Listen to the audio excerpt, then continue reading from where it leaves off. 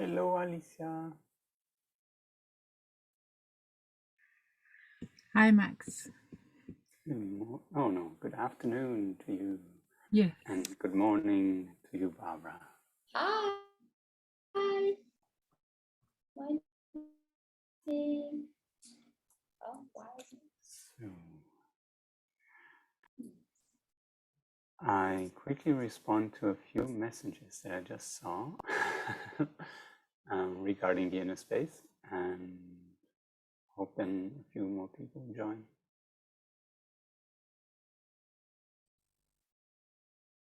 Sorry, Max. I didn't hear what you said because I'm trying to connect my headphones. What did you say? So I was just saying that I will respond to a few messages that I got regarding the inner space, and so that's why my attention is going there for a moment. Okay. Did you hear that? Yeah. Good.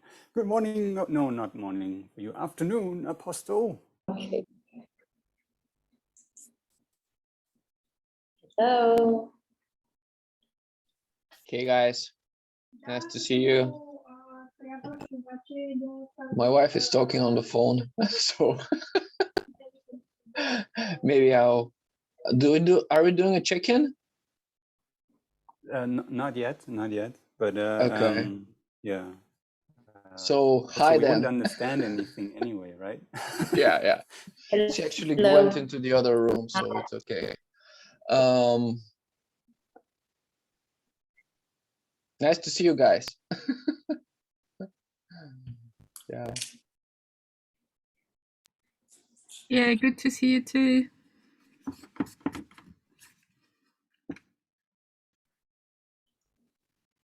How's everyone today?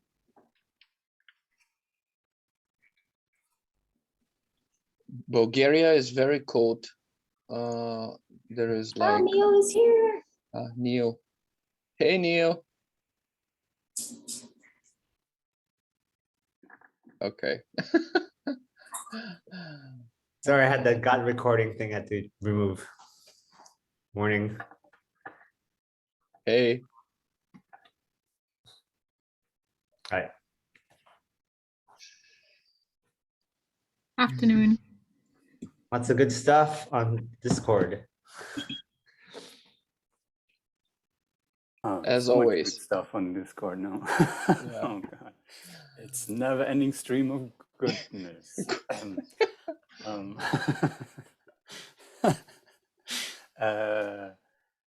Oh, beautiful that you're here.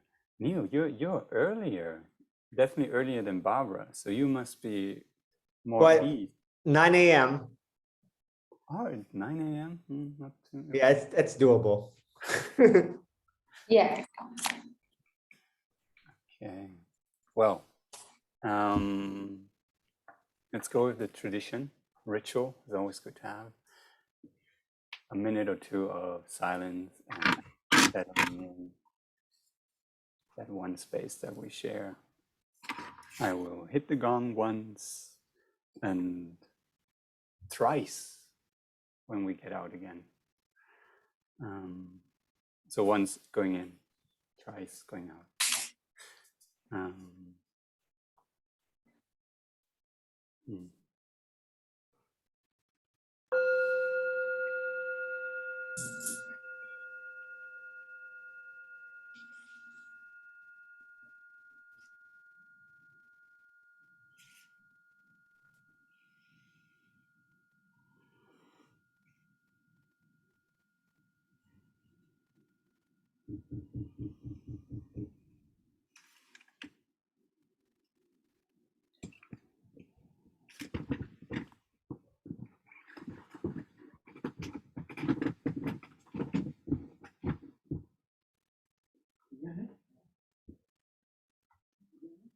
Okay.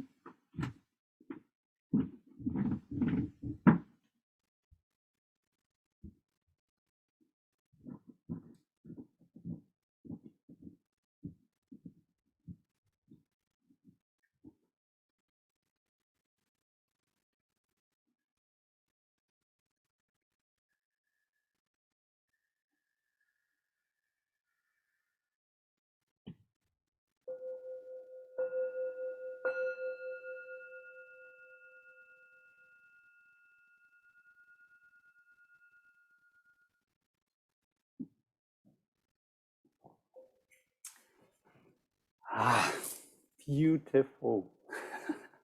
I'm very happy today. And I come out of a big weekend, so I would love to hear how your weekend was, how you arrived here. And I would like to start with you, Neil, if you're open for it, and then pass it on. Sure. Let's see.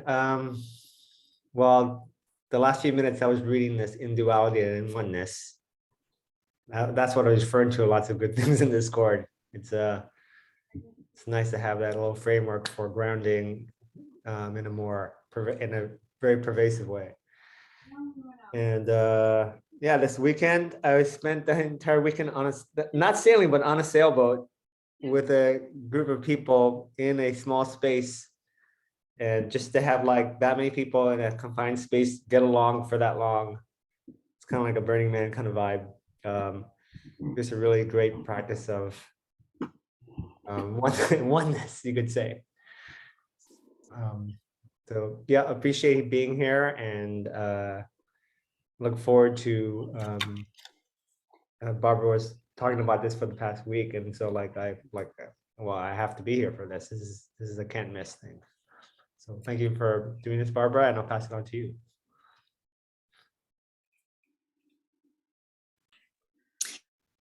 We're all doing it together. Thank you. My internet connection is a bit unstable, so I might have to turn off my camera if things do not improve.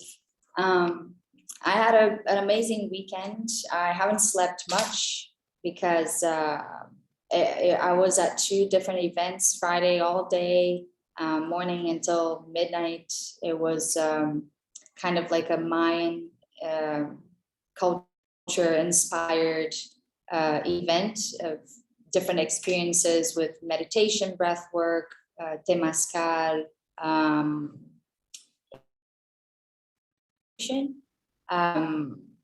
the theme of the event, interestingly, was duality, water and fire. And so that was really cool.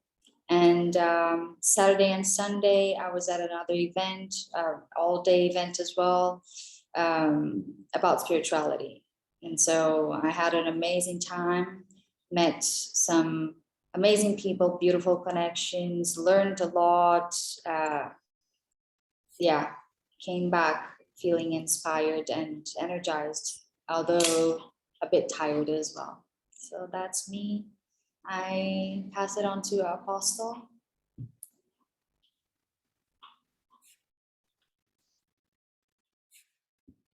I spent the weekend meditating mostly.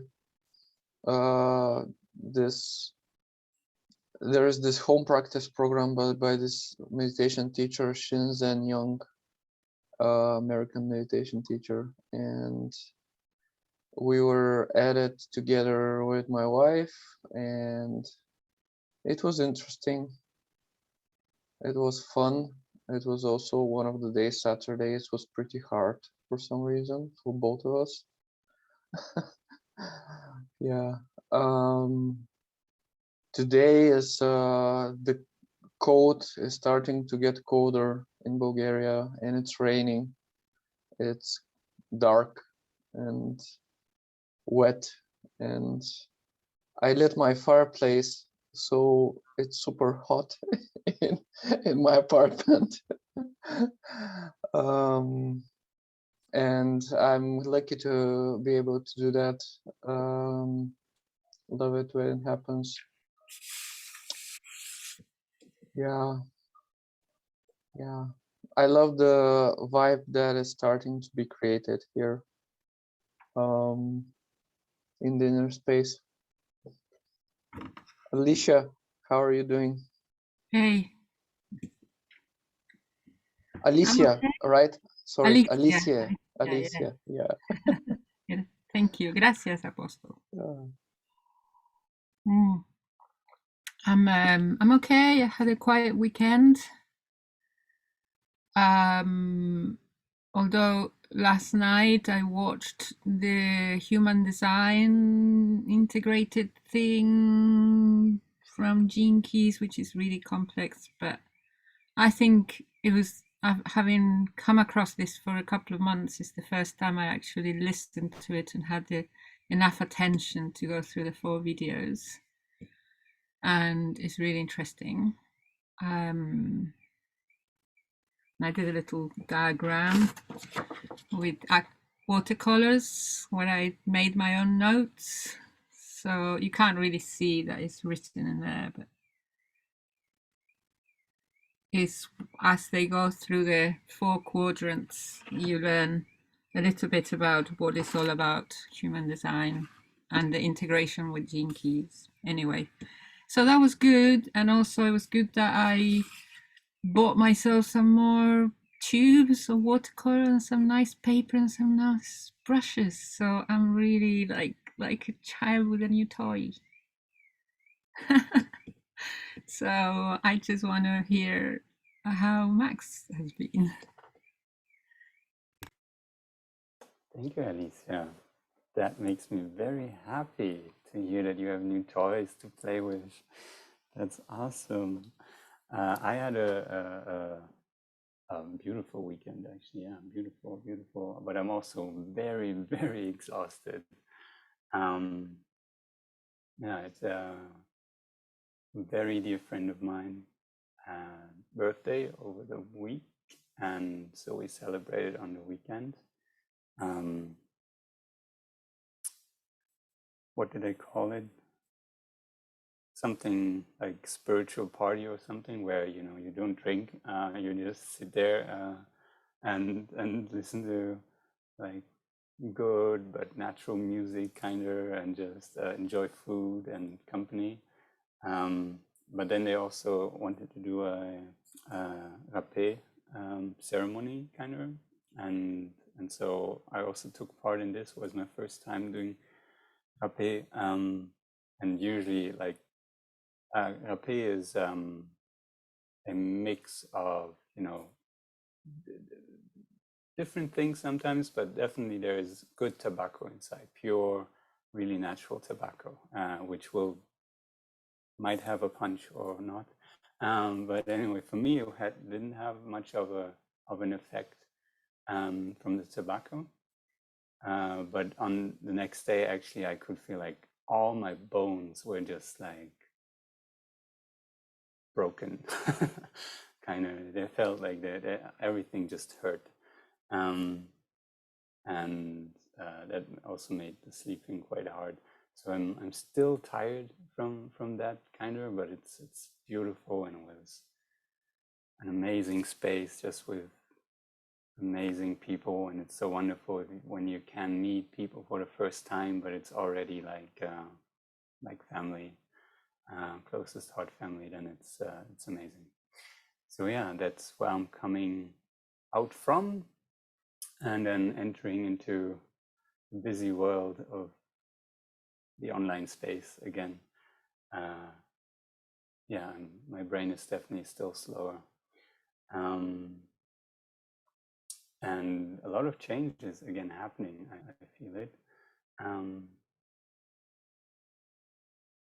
A lot of tensions right now, also in this online space of seeds. And that also means, just like the rapé that might release things, that this is a process of releasing. So for me, it's all in oneness, in my perspective.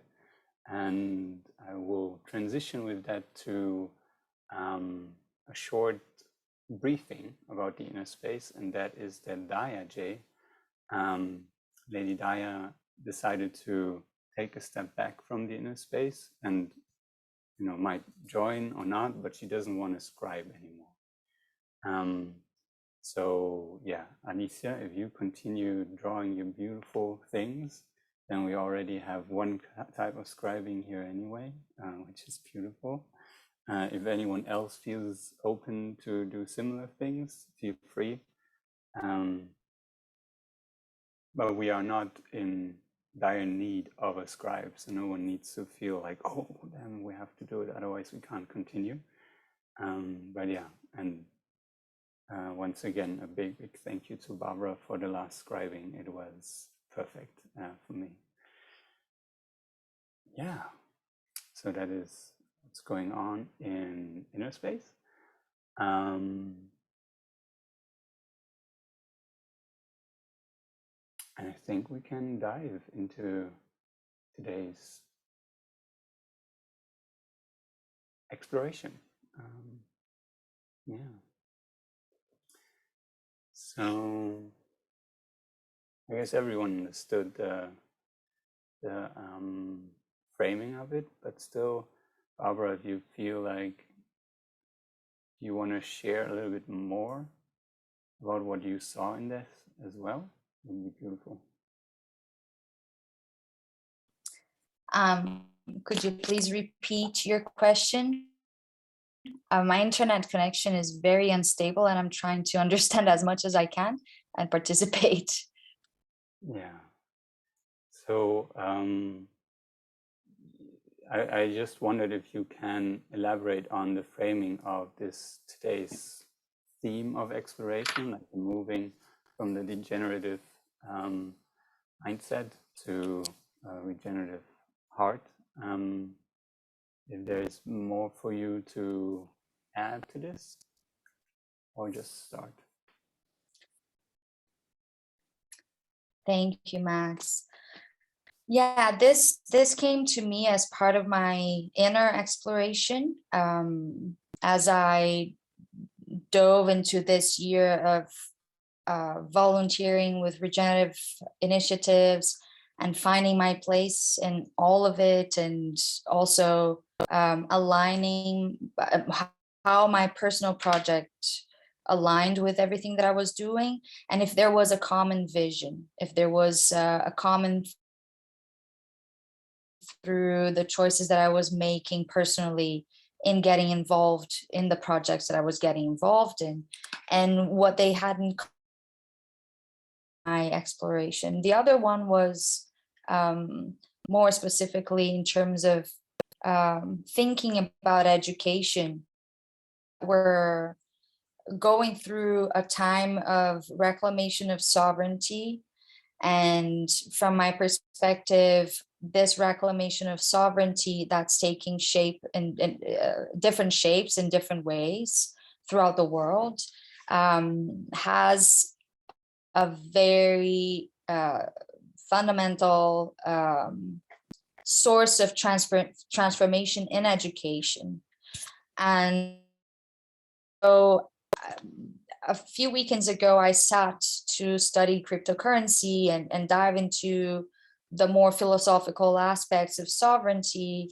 And I started putting together a few ideas for an educational project that has been visiting me since 2018. And by doing so, and also thinking about my personal inner explorations, I understood that heart regeneration was at the center of the regenerative movement in general. That while we see a lot of planetary regeneration initiatives, though, how do we get there? So how do that was a question. How do we how do we convince, that's not the word I want to use, but how do people decide to take care of the planet, themselves and each other? Where does that spark comes from, right?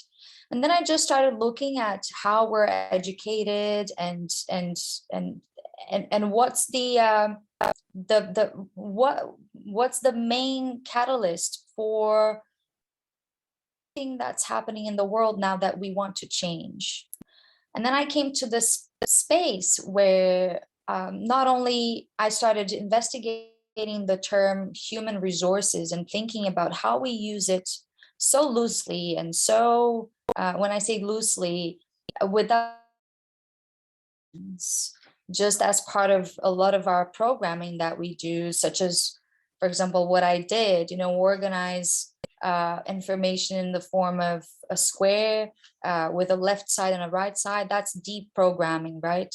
And even though we're participating in discussions about circular economy and, you know, the shape of the movement that we've been creating is the circle, there's still a part of me that is linked to this deep programming. And I think that's true for all of us in different aspects. And human resources was one of the terms that came to mind. It was like, it's actually a very worrying term that further reveals the way we've been educating people. We educate people so that they can become human resources, they can become tools, right?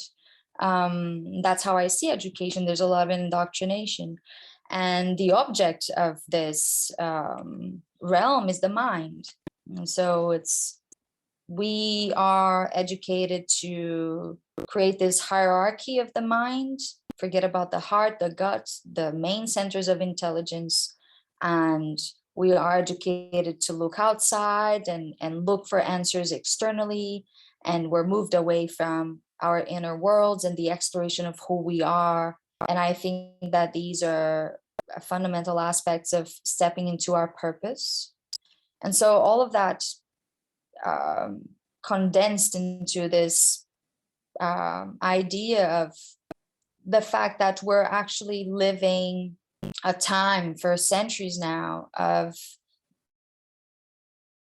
you know, that's what we do. We not only live from this place of judgment and separation, but we get sick, we get depressed, we get anxious, anxiety and depression. Anxiety, most importantly, I think that are they're huge factors in our global predicament these days. And so, yeah, I think that the hierarchy of the mind is really driving this movement of degeneration. At least is one of the big catalysts. And then there's this understanding that it's through regenerating your heart. It's about healing. It's about sitting with the wounds, and this is a spiritual exploration. Healing our wounds and developing self-awareness and awareness, and from that place of regeneration, of going back to ourselves, who we truly are, this understanding that we are one. You know, these bodies are just the vehicles that we use to be in this world and to explore this world. From this place of joy, peace, and equanimity, that's the place in which we can start caring more about ourselves, about each other, and about our planet, and creating change. So yeah, I guess that's the initial idea.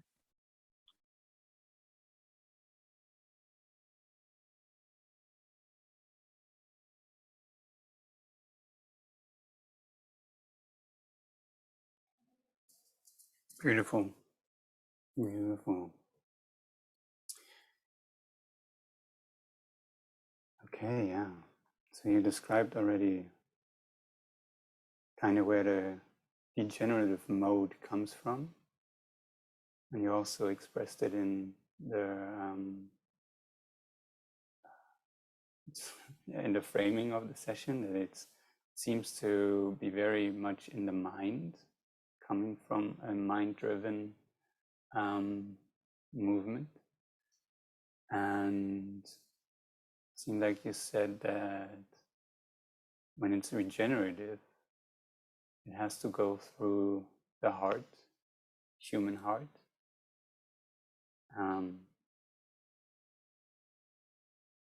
From which creates a space of peace, joy, love, equanimity. And that in turn leads to planetary regeneration.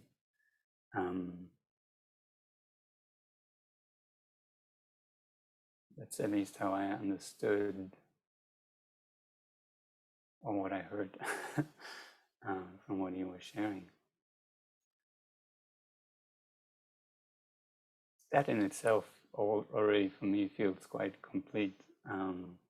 But does anyone else have like things that came up and they want to build on top of that or add to that what Barbara just laid out so beautifully? Yeah, Alicia. Yeah, thank you, Barbara. That was beautifully put.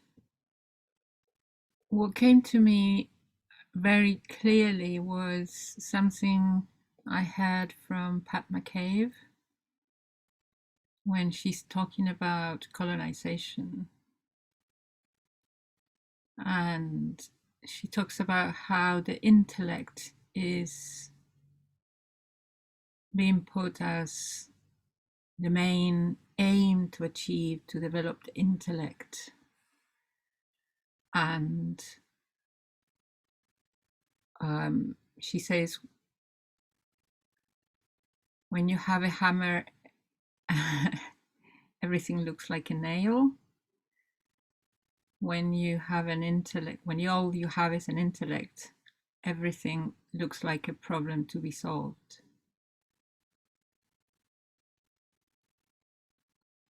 And I also felt that it's not just the heart, it's the body intelligence. So the intelligences we have stored in our genes, our body, our muscles,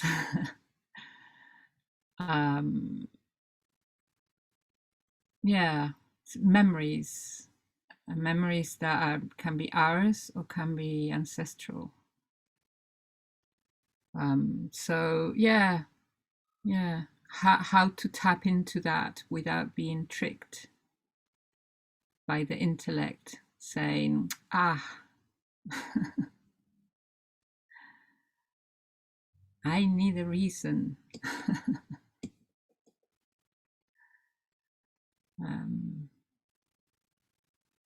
One last thing is the word resources. I agree. And I think you put well the human resources side of it, where workers are considered resources. Is dehumanizing. But this discussion also happened in reforestation, and tree sisters, in fact, where are trees resources or are they beings? So there is a huge difference between those points of views, and I think you were right in bringing that up. You know, you were putting out there something that's really key to regeneration, I guess.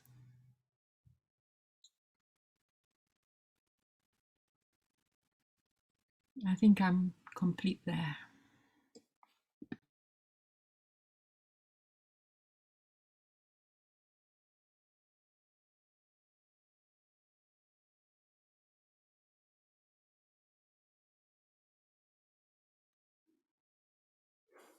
Just I don't want to go deep into it now, but I just want to throw into the mix of what you also brought up, Alicia, that you said it's a dehumanization, and that reminded me of that we often speak of,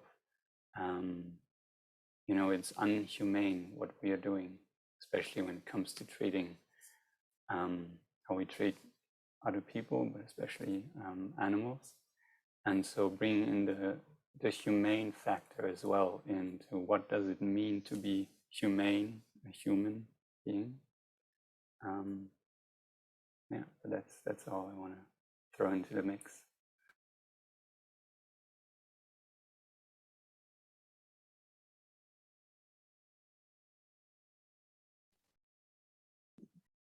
I don't see a problem in dehumanizing trees because they're not human, they're trees. If we are de deplantizing or detreeizing trees, it's more like the proper term is objectifying, reducing. I see Alicia is laughing. The proper term is objectifying or reducing and human resources is reducing the human to only its resource component. So the same thing with trees is kind of reducing the tree that may have much more value, even like objective value, even if you reduce it less and see it as value, it could have a much more value if you take the whole tree. It's still detreeizing, it's still reductioning, but it's less reductioning. For example, to say that the tree has value for the soil that it cultivates, it has value for capturing carbon and releasing oxygen. It has value for the shade that it creates. It may have value for a lot of other things if it's not viewed as a resource to be extracted and turned into timber or firewood or something. So a less reductionist point of view, but still a bit reductionist. And of course, a non-reductionist is hard to describe, right? It's a living system. The tree is a living system that is always changing and growing and interacting with its environment, and it's hard to describe if you do not reduce at all. Like it has to have a point of view, it has to have a grid in order to describe it. It has to have like a frame of reference in which you're like talking about it.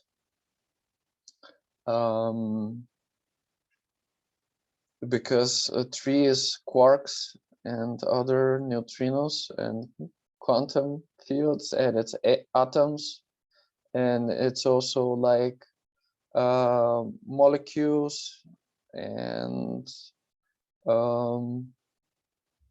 it's also you know, material like tree tissue and yeah,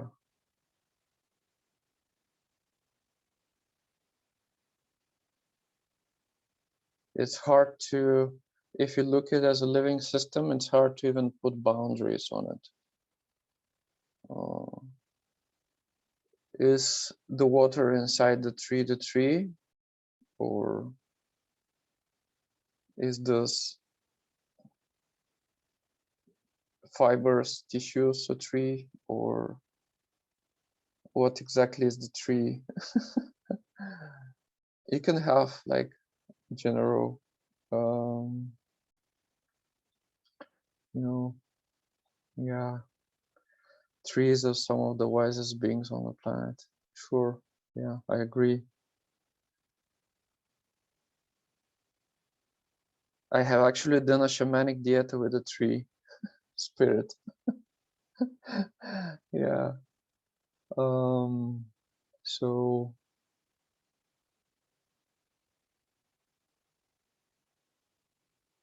yeah.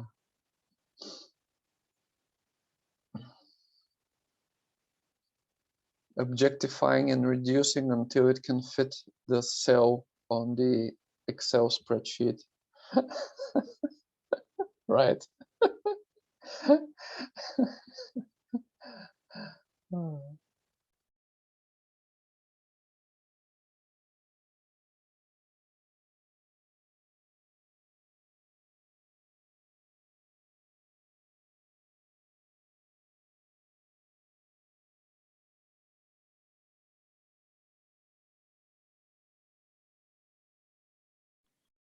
is just different worldviews. If you look at it, it's one worldview as a materialistic, reductionist, efficient,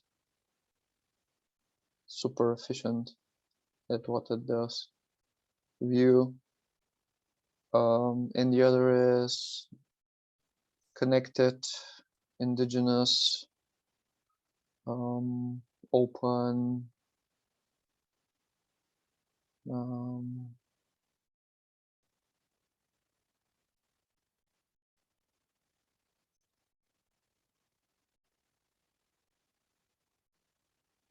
I don't have good adjectives right now that come to my mind. Recognizing the beingness in everything.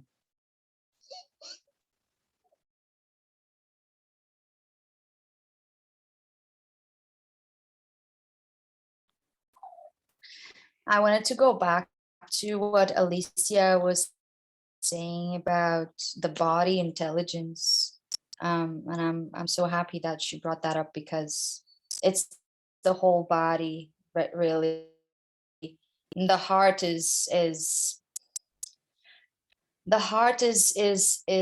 at the core of this intelligent system, in my understanding. And that's why I chose it to express the entirety of the bodily ecosystem of intelligence, let's say.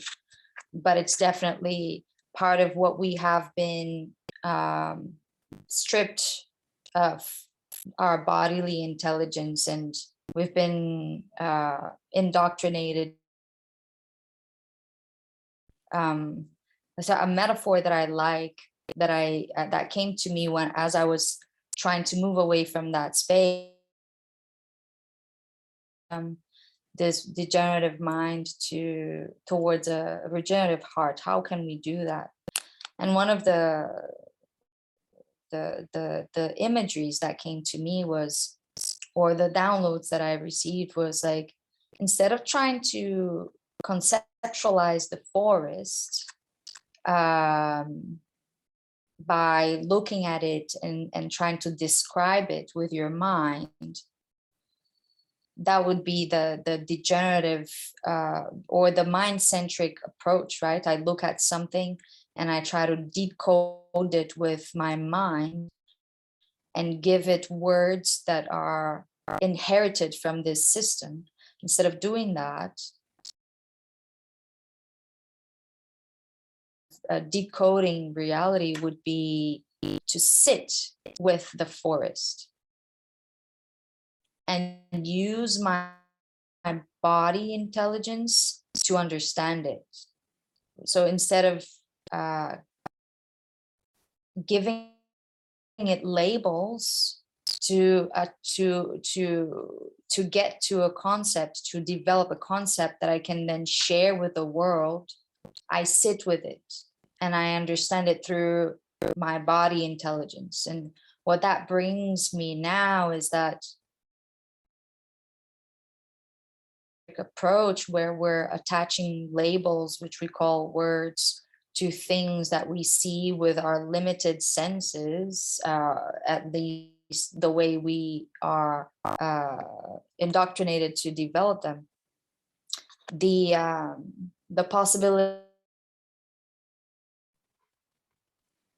and when we sit with the forest instead of looking at it and trying to conceptualize it, the possibility of getting closer to the truth is greater, because I'm allowing these beings to connect with me on an empirical level that is beyond what our surface level mind-centric senses would allow us to achieve. So that's one thing that comes to mind. Another thing that comes to mind is going back to the discussion that Apostle brought up in terms of resources. for both human beings and other non-human beings, I started thinking a lot in discussion with someone else about how we use the term to raise children, or when we tell people I was raised in this country, the term to raise, right, goes back to this idea of, if we were to create like a lexicological web of family words, we would end up associating that idea with raising animals, right? Raising cattle. And I'm not creating distinction between human beings and animal beings, because we are animals as well. But it's just how words are drenched with meanings that we got very used to. And so it's in this realm of indoctrination that we raise children. From my perspective, when there's true education, we cultivate, we don't raise. We cultivate what wants to become, what is. And so it's like it would have more to do with facilitating the emergence of the true purpose of each human being, you know? And that goes for trees as well. If we're talking, I agree with Alicia, it's suicidal to consider them as only resources, because they are one of the most powerful networks of intelligence on this planet. The way they communicate with each other and the way they create interdependent systems is something that we need to look deeper into from a biomedical to the way we see the world, and we do things, and we create regenerative strategies. So I think that especially when we say we know something, or we see something, or we say that we're fully aware of something, that's a trap in itself, in my understanding, because it really depends on the perspective that we're taking in order to say what we're saying, right? So if it's a mind-centric perspective, we might understand things fully on that level of mind-centric understanding of the world. But then if we dive deeper into a spiritual understanding of the world from a place of bodily intelligence, then we're tapping into the multidimensionality of all of these things, right? And then things get much more complex, and then we're tapping into the existence of things that we're not even aware of. I think I went a bit far, but that's what I was called to share.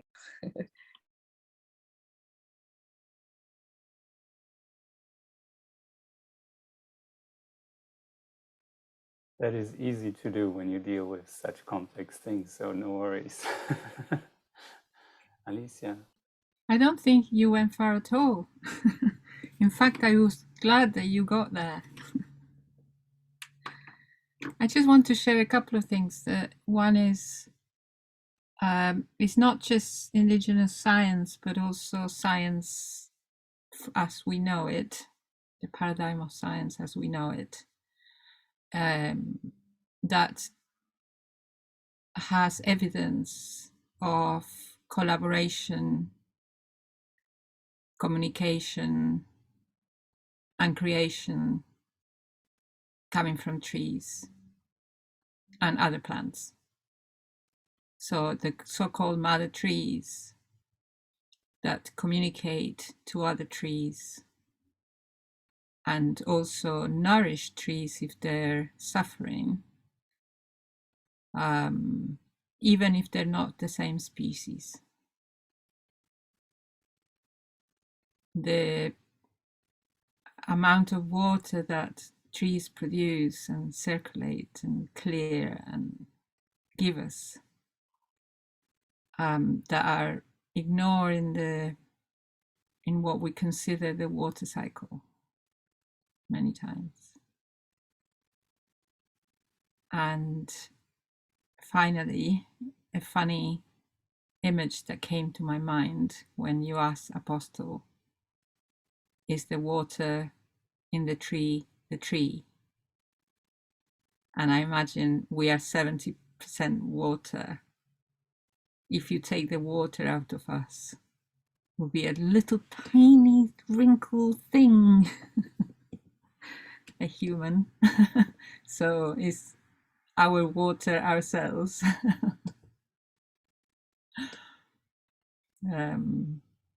I think that comes from the idea of separation, and that's why indigenous nations have this, no separation.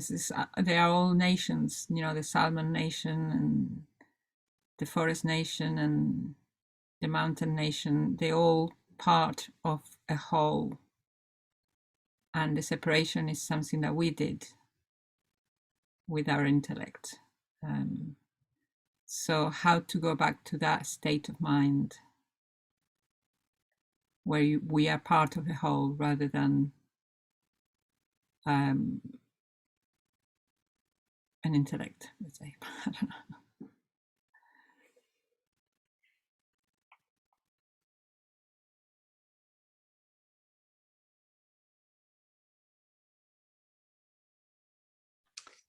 Barbara, would you mind defining how they define duality at this event you just attended?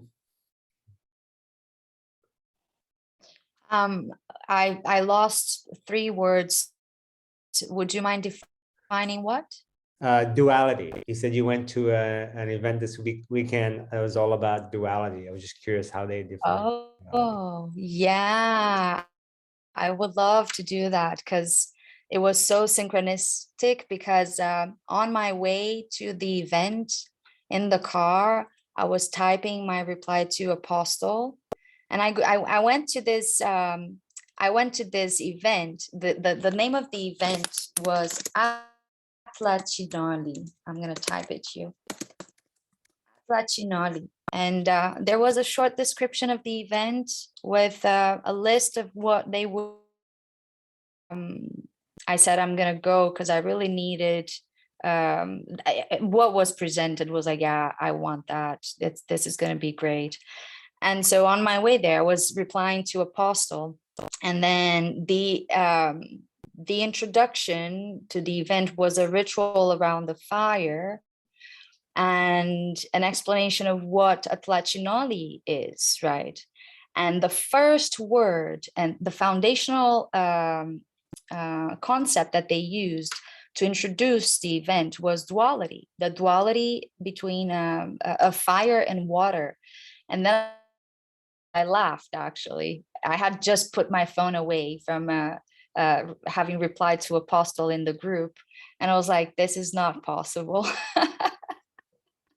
We were talking about duality, and here I am in an event that is about duality, and it's about duality from a perspective, an indigenous perspective, which is the kind of wisdom I'm now very much into as part of my the things I've been reclaiming. And then they were explaining that Atlatinoli means burning water. It's the place in which fire and water meet to create a place of balance at the same time. And so I was really glad after that. I was already very happy that Apostle had brought up what he did in the group. But after that, isn't this amazing? Because what we were talking about in the group about not being a duality, but rather being a multidimensional part of a multidimensional spectrum, at least from my perspective, aligns really well with water and fire, right? one is not the opposite of the other one on a multidimensional spectrum. And when they meet in equanimous way, they produce this burning water, which is vapor. And vapor is as well as fire and water element. And it's a representation of this possible timeline between in their multidimensional ecosystem spectrum, I would say something like that. To me, at least, it aligned really well with what Apostle and I were discussing in the channel. And I said, I want to bring that to the group, the concept of burning water that I just learned this last Friday. And it was really interesting because the tools that were used during that event were, Apostle, you want to say something?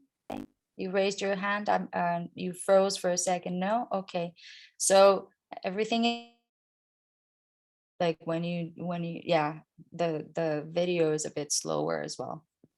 My connection is not great. And so I said, this is so synchronistic. This is something I can bring to our inner space on Monday to further co-create, right? To explore this realm, which is so deep and so vast.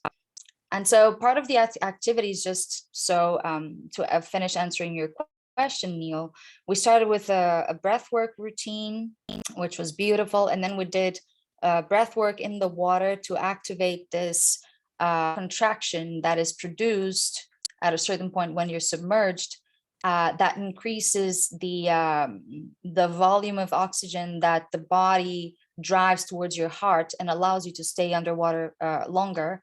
There's a tradition here of free dive in this area, which is something I will be exploring.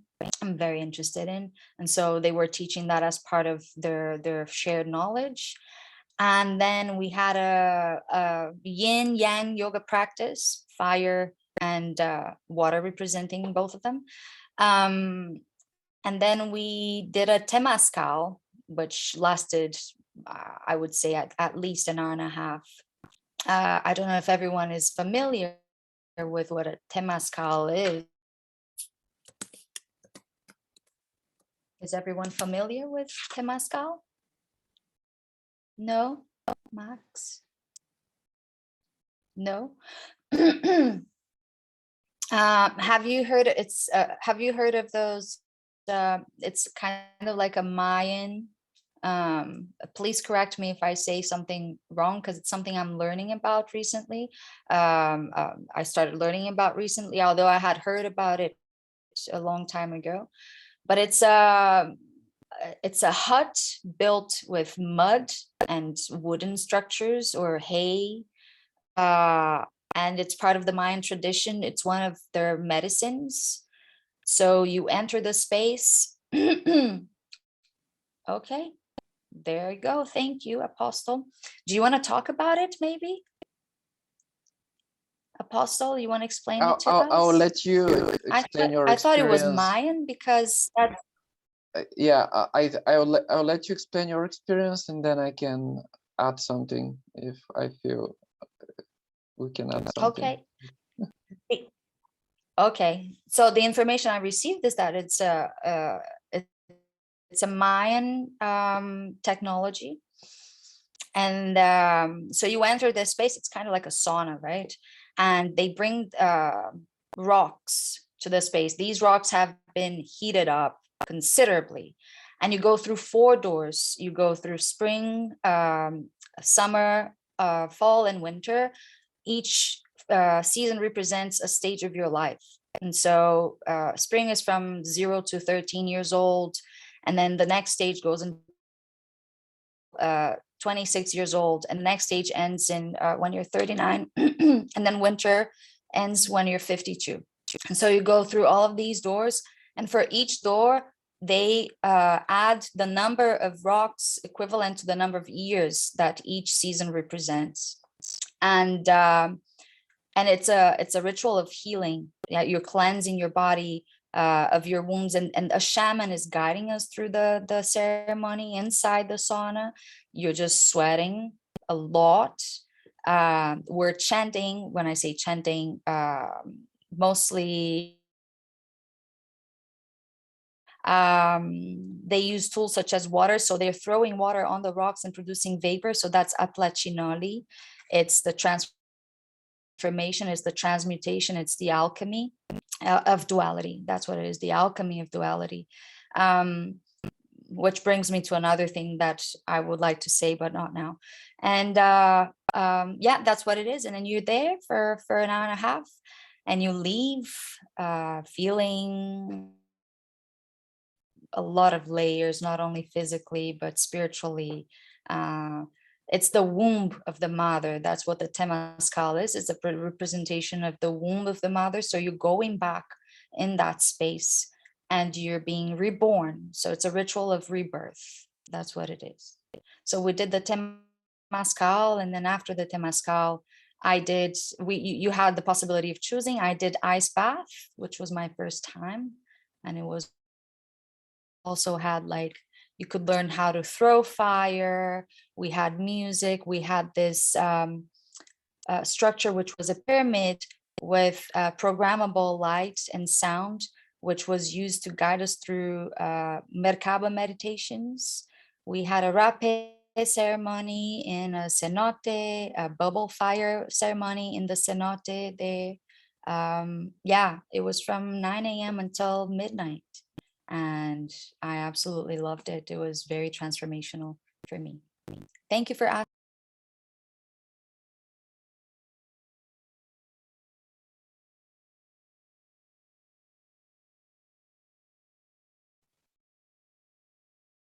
Yeah, my understanding is that it's a from North American Indians, and they use the term Temazcal, but this is actually it's called an Inpi ceremony, and this is the more correct technical term. And I don't know if you had that, but the way I've done it here in Bulgaria and also in Peru, there is a fire in front of the teepee, the structure. There is a fire, and there is a line between the fire and the teepee, the womb. And usually normal people should not cross that line, only shamans do. And the ceremony also includes sitting around the fire for as long as the rocks become hot. So there is a moment of really being presencing and feeling like putting intention. And then an hour and a half seems rather fast. Usually it's like 3 or 4 hours, the ones that I've done. And it's between 5 and 7 rocks that are red hot. So they are so hot that they are red. And yeah, there is also different themes that are usually, if you do it a couple of nights in a row, there might be different themes at each night. And also the metaphors are a bit different, because the ones that I know are the four directions: south, east, north, west. And traditionally there are a lot of things connected, a lot of traditions are connecting with the four. For example, in Peru, there are four animals that are connected with the four directions. The the colibri, the condor, the snake, and the puma. Also, there are songs that are sang by the shaman, but also everyone can participate in singing in the cycles. And yeah, it's a really powerful shamanic ritual from what I experienced. I've also worked with plant medicine, but temazcals, like really well-made temazcals with just rocks and fire, and a good shaman can be as powerful as a plant medicine ceremony. Yeah, yeah.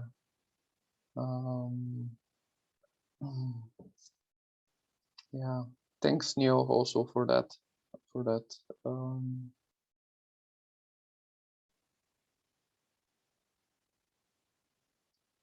Description of INPI and temazcal. In Bulgaria, actually, also people are using the temazcal term. So I think it's more widely used internationally as this kind of practice. But yeah, I did a couple of those this year. Love it. Barbara, being that you're, shared this as from an educational perspective, how do you see bringing this oneness/duality to more of the seeds community?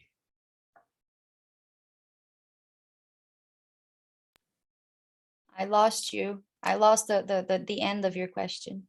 I'll share the whole thing. From Duality. your educational background, we talked about oneness and duality and the regenerative heart and all the rituals and practices and the kind of being to understand and be that. How do you see using education to bring this to the larger seeds community and beyond?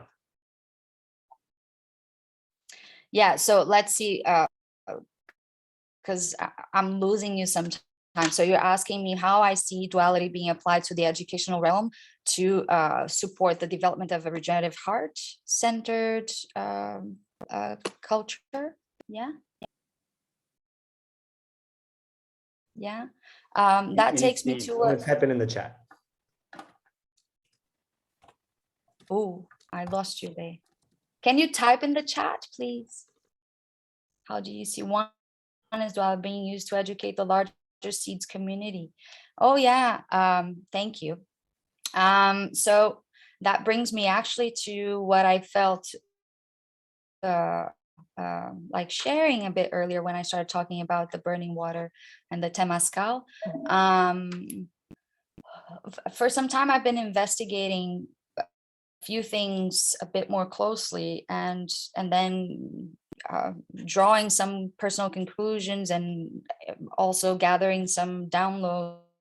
What I've learned in that process, sitting in meditation and writing about these things, is that the universe teaches the third dimension would be a stage in which, because when we think about multidimensionality and it's a square, it's expression, experimentation, integration, and transcendence. So expression would be our experimentation is the playground, it's the life, right? We experiment, we live, we learn, and then we integrate. This integration process has an introspective characteristic, and then transcendence would be death, right? So that would be the cycle of life. And from that perspective, when we look at the experimentation stage, which is the third dimension, we're looking at browsing through a variety, an ecosystem of dualities,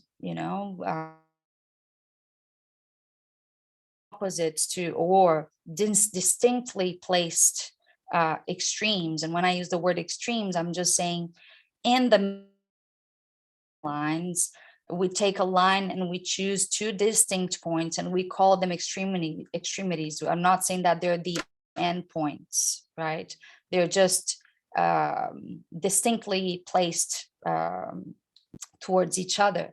And so we can talk about black and white, truth and lie, night and day. And we have millions, billions of examples of dualities. And what I feel about this is that in this stage of experimentation, which is the third dimension, the challenge that is being given to us is to find oneness through these so-called dualities that are presented to us. The challenge is to unite through separation, right? Because this perceived duality is an extension of this separation that we experience. It's the very core of the separation. And so the universe teaches through duality, through opposition, through contrast, so that we can find balance. So I take in all of this when I look at the creation of the universe from a very scientific perspective, negative, and then how that that originates everything that there is, and how we see these forces taking place in many shapes and forms in our lives on a daily basis. And so when we talk about a mind-centric view of the world and indoctrination system, we're talking about the furthering of this dualistic overview, which fosters separation, which then feeds the human resource ecosystem, right? Because that's what we want. We want to separate people so that they're just serving a purpose that is not their purpose, but the purpose of the system.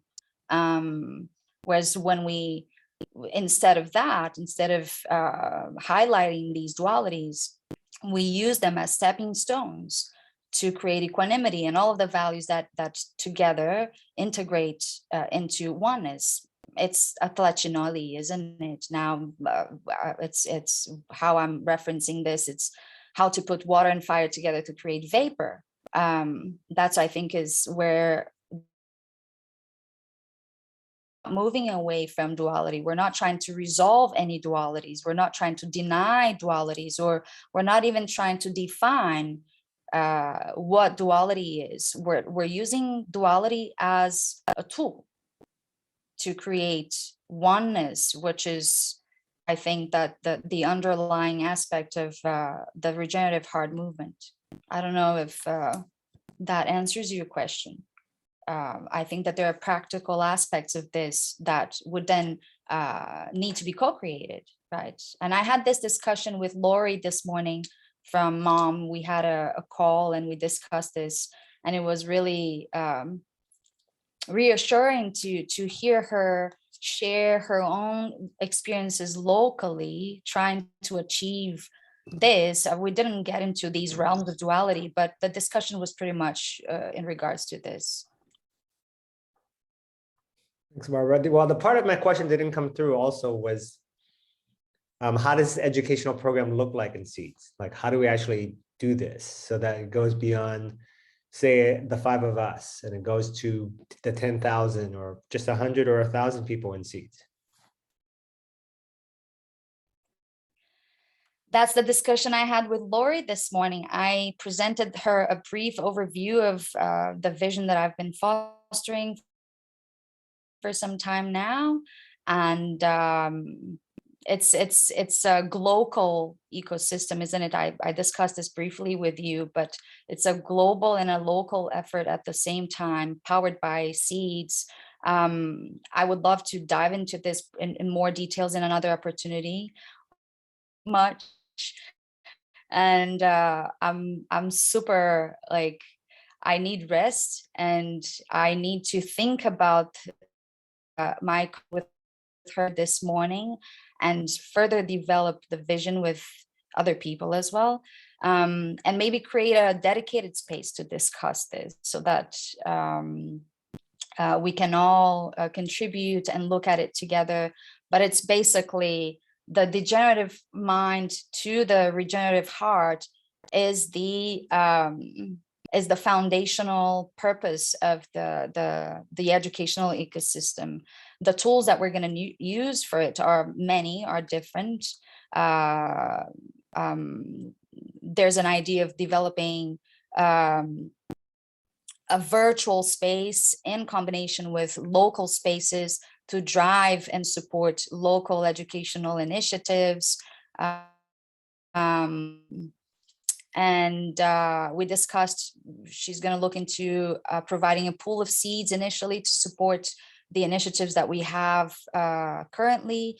And then we're going to look into submitting a proposal to get our own dedicated pool of seeds for the project. Barbara, would you like to present that in RE Outer Space sometime in Tuesday? I would love to. The problem is that I teach at that time. So, lesson, does that sound good? And I'll let you know if it's possible. I broke it, something broke up and I didn't hear. But yeah, just you can write me and we can arrange something. Yeah. She said she teaches at the same time as the yeah. Okay. We can find appropriate time, probably. I'm gonna try to move my lesson. Yeah, so it's probably a good idea to share this now. It's something that I've shared with Neil. I'm looking into because currently I teach 12 hours a week, and the idea is because my plan was to take a sabbatical year, but it was a very in order to volunteer only and write and read. But I felt really uncomfortable in that space of spending my savings and not generating any income. And so I decided to teach part-time online just to generate basic income that could support me in continuing to volunteer for this time. But what I'm dealing with now is that it's getting in the way of what I'm meant to do. And so I teach languages. And so while I'm very grateful for it, and it has been a wonderful journey in my life, I see that my job there is done and it's time for me to move towards something else. And the idea is for me to find abundance somewhere else so that I can dedicate my whole time to this kind of thing that I'm talking about. You know, there are many projects emerging in my personal space, and I've been struggling to find time to dedicate to them. And so my immediate goal is to compost the language teaching and nourish what I've been co-creating in seeds. Yeah, so that's what I'm looking at. Awesome. Welcome to the club. Oh yeah, yeah. I will just quickly ground that we have about 13 minutes left. And so I do want to ask Neil if your questions have covered all your desires for this space, or if you also want to share something or ask something more. No, I'm happy. I just want to add a couple quick notes. Is that you know, the Global Seeds Co-Creation Hour is in this time frame, so it's only about 4 hours a day that all the seeds between all time zones are able to connect. So that leaves you a lot of time to do your own personal things as well, because in about 3 or 4 hours now, the seeds community kind of shuts down.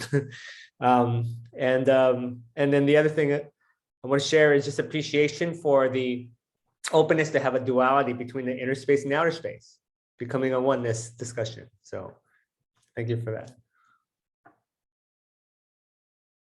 There were actually a trinity, inner space, outer space, and storytelling, but it became a duality at some point.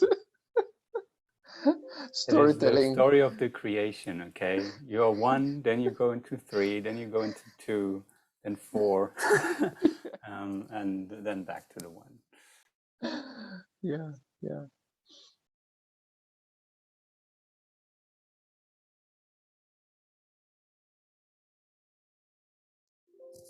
Well, yeah, I haven't shared actually, but oh yes, Alicia, if you want to share your creation already, please do. It's too far away.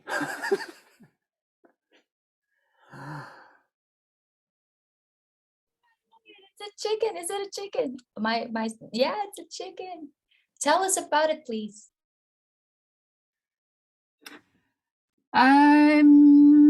It's a chicken.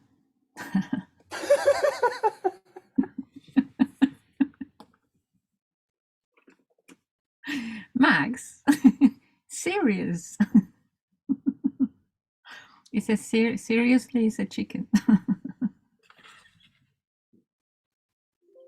So I that like is your laugh. answering chicken and egg thingy. I like your yeah. I thought about that, but I didn't draw an egg. But the thing is, it's got a tail like a rooster in reality, and it's looking at its tail. So I can't see myself anymore. There is water and fire, trees,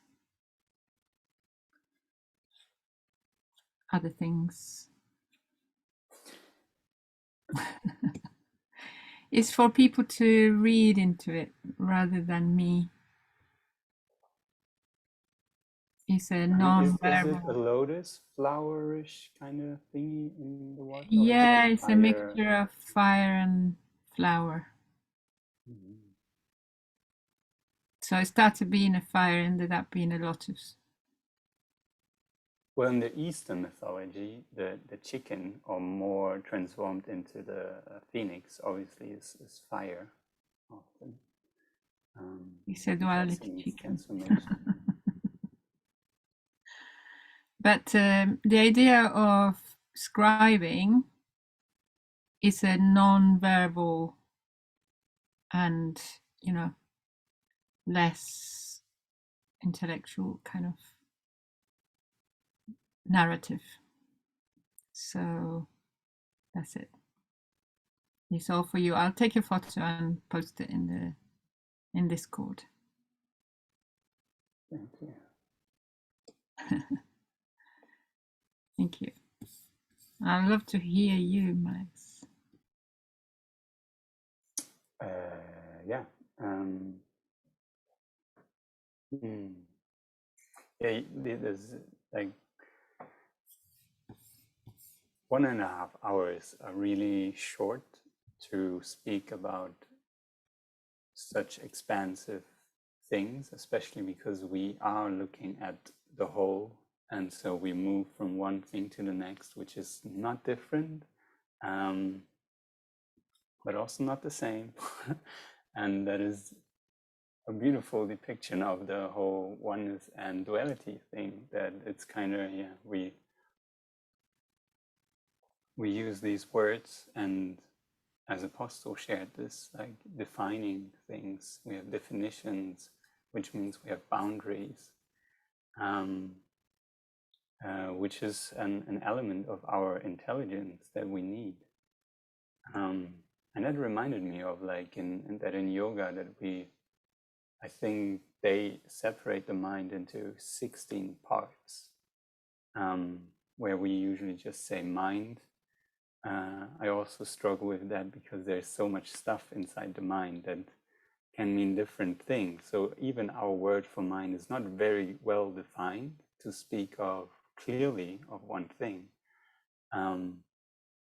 And so all the definition has the purpose to bring order and clarity to our understanding of the true nature of things, and therefore the true nature of us, and what it means to be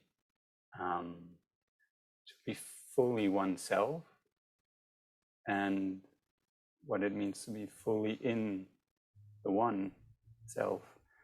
So these were the things that kind of came up there, that it's taking the intellectual route is is part of the whole thing, and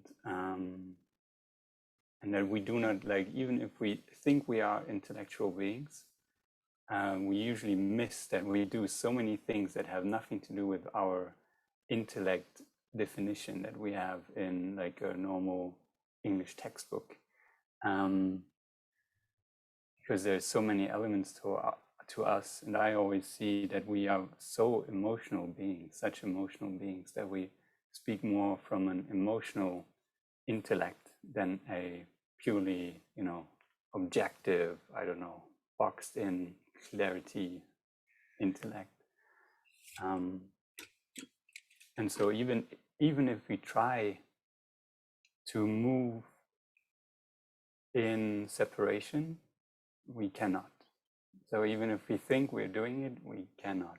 And it's it all boils down for me to whatever we hold in our consciousness as,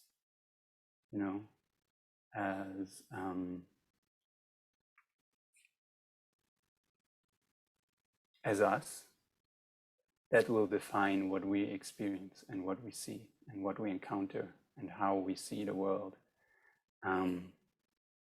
So to move from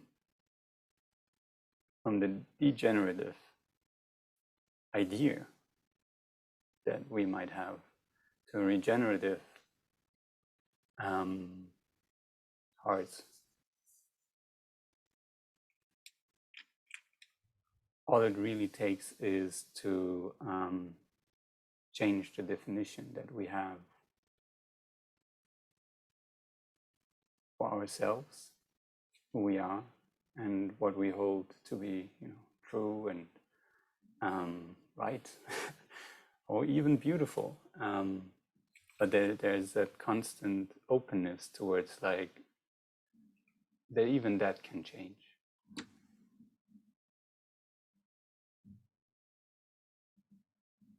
Because really, what we talked about last time, all of this for me is a generating aspect. The degenerative or regenerative, it's all generating something. And so this generating is a movement, a change. And when we define things and hold on to that as a solid shape, like ice, then it's easy to break, and it's hard to maintain that shape for a long period of time, which is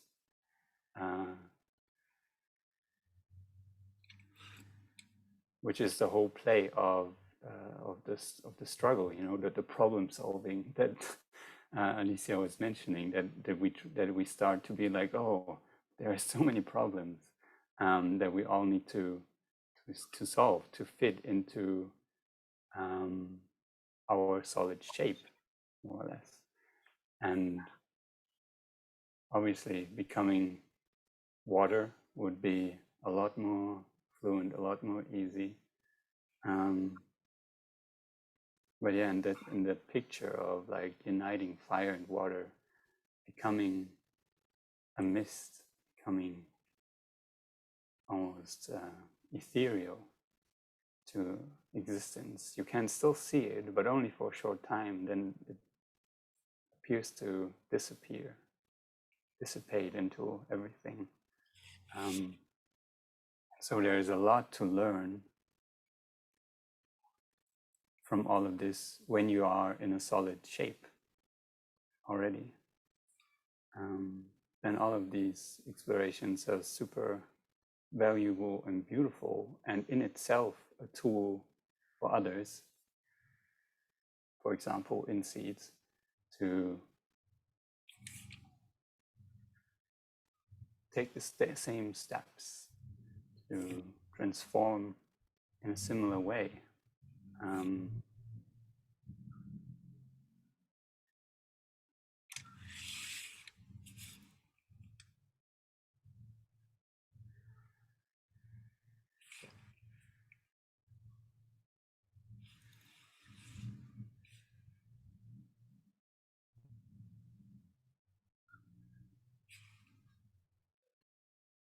And having this kind of space is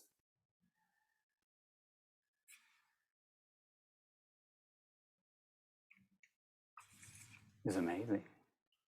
Just even to have the possibility for such a space is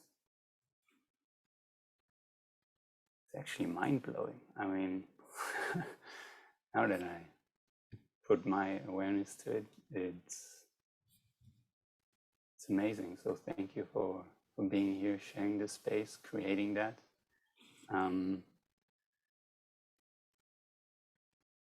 For me, for a very short time.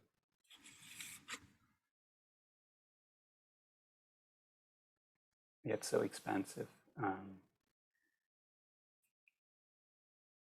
Yeah, if there is a wish to expand on these things and have like even more dedicated spaces to explore something like we had now with regenerative and degenerative in more depth, so that we maybe can define it better and condense it down, so that it's just like an elixir, a drop that is enough for others to grasp the whole efficacy of healing potential that it has. Yeah, that is my invitation, my wish, and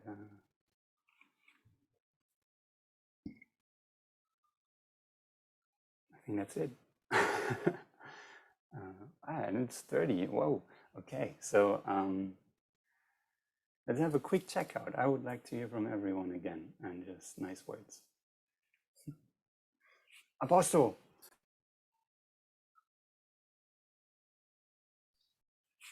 Yeah, I guess we may have a different concept also of oneness. Right. For me, oneness is all-encompassing. That means if you try to define it, you already are putting boundaries, and then if you put boundaries, then it's not oneness. Because it has boundaries. And it's, but yeah, there are states of oneness. There is philosophy of oneness. There is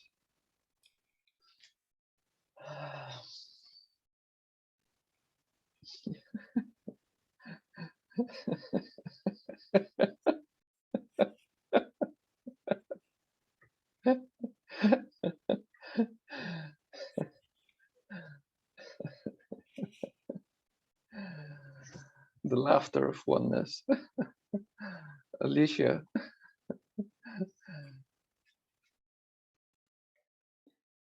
Hey. Oh, wow. Neil says the chicken looks like the Aztec symbol for Atachinoli, duality, which looked like a rooster.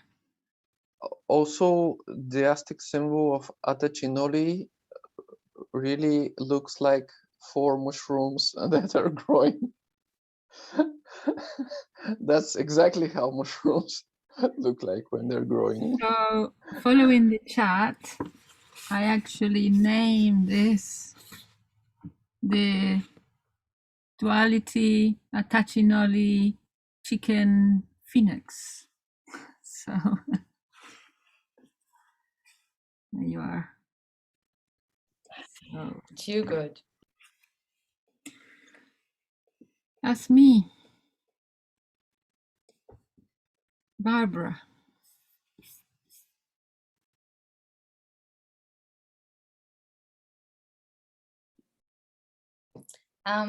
I just want to thank you for this space. Since joining the inner space, I've found space to, to share and to talk about these things that I usually entertain alone. And so it's really wonderful. It's a privilege to have the opportunity to share and co-create and discuss and learn together and grow together, and yeah, just witness the emergence of what wants to come to life through us. So yeah, I finish with gratitude. Thank you so much.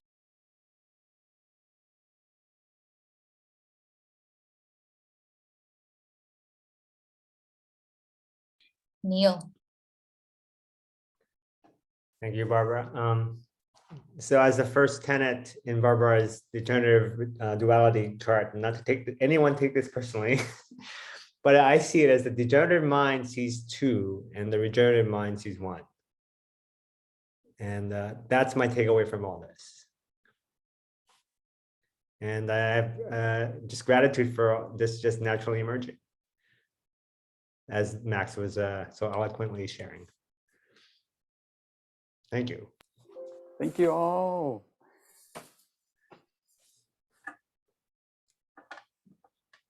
Oh.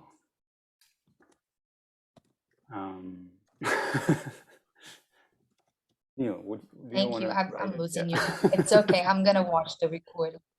Ah, that's also possible. Yes. Thank you. Thank you, everybody. Thank you. Thank you, Bye-bye. Max. Enjoy your week.